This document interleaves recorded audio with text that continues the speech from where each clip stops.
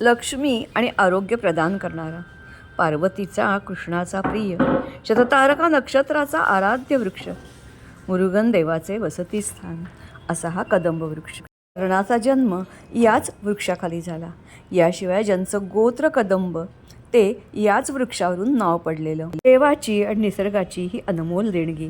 समुद्र मंथनातून निघालेलं अमृत देवाने स्वर्गात नेलं. स्वर्गातलं अमृत पृथ्वीवर आणत असताना गरुड त्याच्याच चोचीतून ज्या झाडावर बसला होता त्या झाडावर ते सांडलं आणि झाडाला अमरत्व प्राप्त झालं. ते झाड म्हणजेच हे कदंबाचं झाड. उंच, डेरेदार, भरपूर सावली आणि फळं देणारं. याच्याशिवाय हे जे झाड आहे हे 5000 वर्षापूर्व पुराणं आहे असं म्हटलं जातं. कारण पूर, वारा, वादळ, वणवा, आग या कशालाही हे बळी पडत नाही. ढगांच्या गर्जनेने कदंब फुलतो.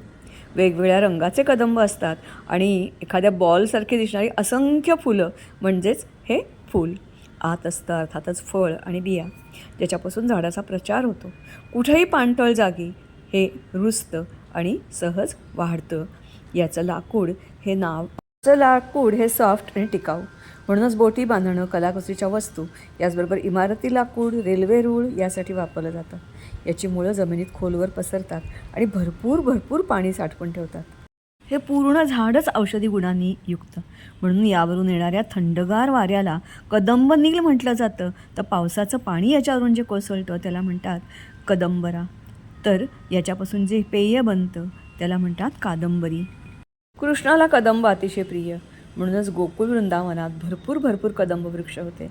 त्याच्याखाली मुलं खेळायची. त्याच्यावर बसूनच कृष्ण बासरी वाजवायचा आणि राधेबरोबर रमायचा.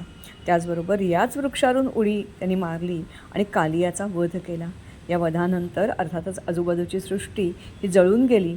मात्र जिवंत राहिला तो एकटा कदंब वृक्ष, कारण अमरत्व त्याला लाभलं होतं. कृष्ण जिथे शिकला तो संदीपनींचा आश्रम, तिथेही याच वृक्षाखाली बसून त्यांनी अध्ययन केलं.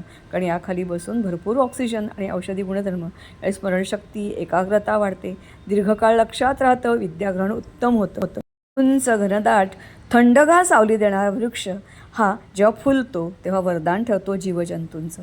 असंख्य लाखो किडे, मकोडे आणि अनेक पक्षी, रानटी जीव याच्यावर आश्रयाला येतात आणि जणू काही त्यांचं ते निवासस्थान बनतं.